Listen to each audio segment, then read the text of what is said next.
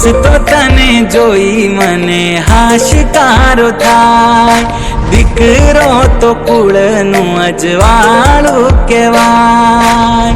તને જોઈ રોજ મારો સૂરજ રે ઉગે, તારા વગર મને કઈ જ ના ગમે।